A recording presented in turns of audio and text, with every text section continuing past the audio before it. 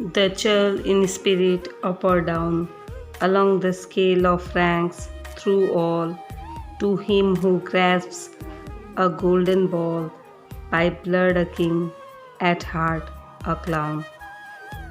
The churl in spirit, however he will, his want in forms for fashion's sake, will let his qualities nature break at seasons through the gilded pale. For who can always act but he, to whom a thousand memories call, not being less but more than all, the gentleness he seemed to be. Best seemed the thing he was, and joined each office of the social hour to noble manners as the flower and native growth of noble mind. Nor ever narrowness or spite or villain fancy fleeting by, true in the expression of an eye where God and nature met in light. And thus he bore without abuse the grand old aim of gentleman, defamed by every charlatan and soiled with all ignoble use. High wisdom holds my wisdom less, that I who gaze with temperate eyes on glorious insufficiencies, set light by narrower perfectness. But thou that fillest all the room of all my love, art reason why I seem to cast a careless eye on souls, the lesser lords of doom. For what wert thou, some noble power sprang up for ever at a touch, and hope could never hope too much in watching thee from hour to hour. Large elements in order brought, and tracts of calm from tempest made, and worldwide fluctuations swayed in vessel tides that follow thought.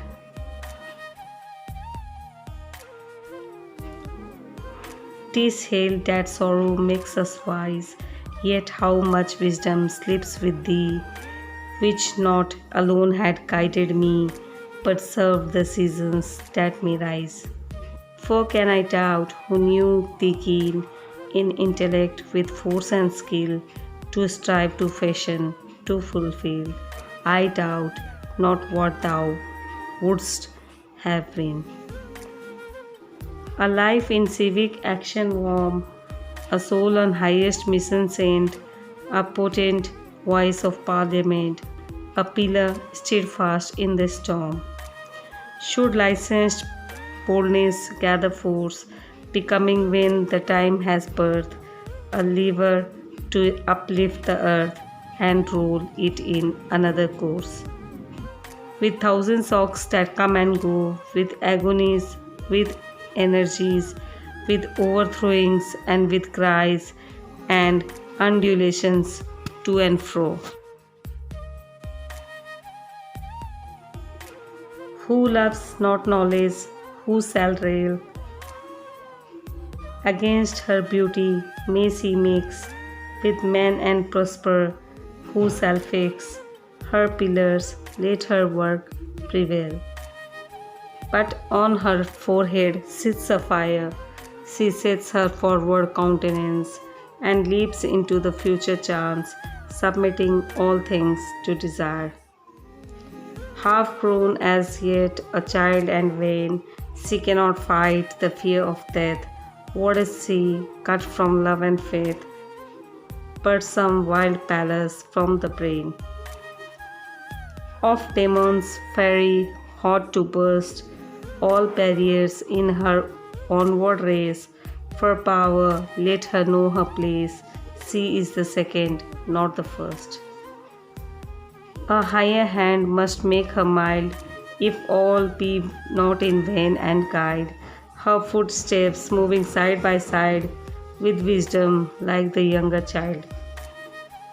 For she is earthly of the mind, but wisdom heavenly of the soul.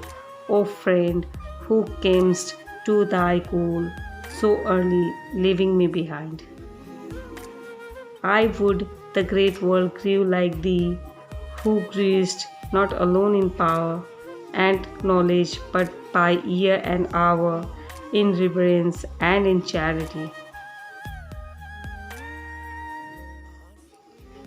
Now fades the last long streak of snow, now pursues every maze of quake, about the flowering squares and thick, by ashen roots the violets blow.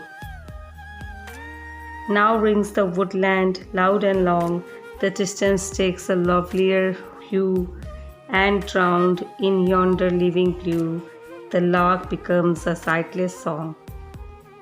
Now dance the lights on lawn and lea, the flocks are whiter down the vale, and milkier every milky sail, on winding stream or distant sea.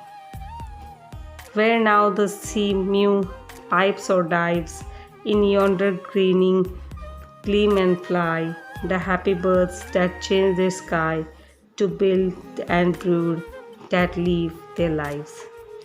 From land to land and in my breast, spring wakens too, and my regret becomes an April violet, and birds and blossoms like the rest.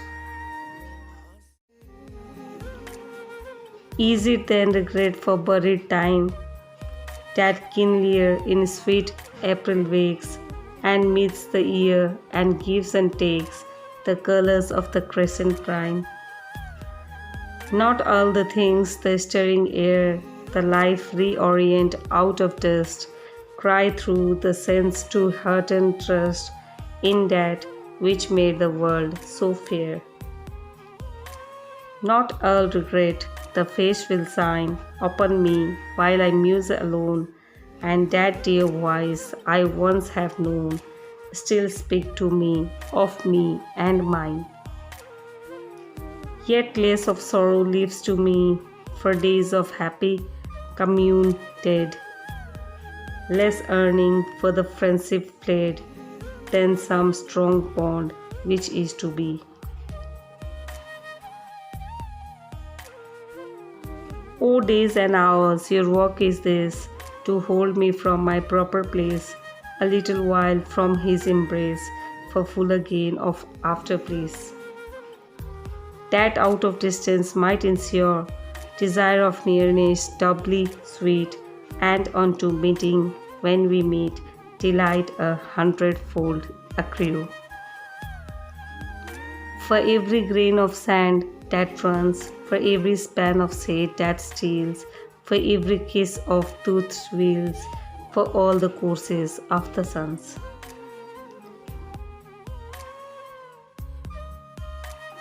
Contemplate all this work of time, the giant laboring in his youth, nor dream of human love and truth as dying nature's earth and line. But trust that those we call the dead are breathers of an ampler day, for ever nobler ends, they say, the solid earth whereon we tread. In tracks of fluent heat began and grew to seeming random forms, the seeming prey of cyclic storms, till at the last arose the man, who throve and pranced from clime to clime, the herald of a higher race and of himself in higher place, if so he tied this work of time.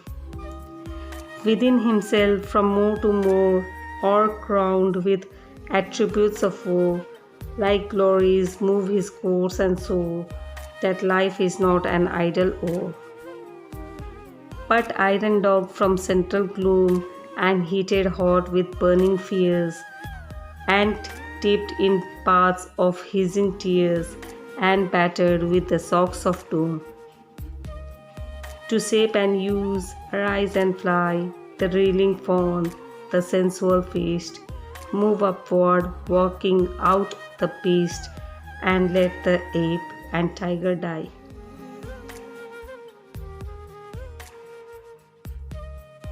Doors where my heart was used to beat, so quickly, not as one that weeps. I come once more, the city sleeps.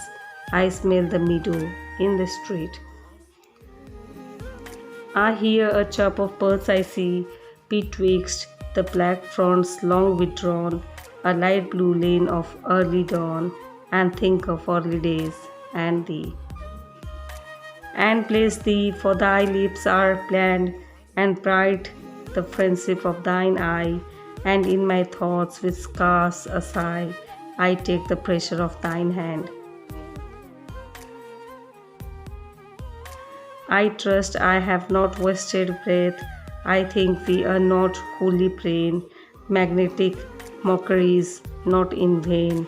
Like Paul with peace, I fought with death. Not only cunning cast in clay, let science prove we are, and then what matters science unto men? At least to me, I would not stay.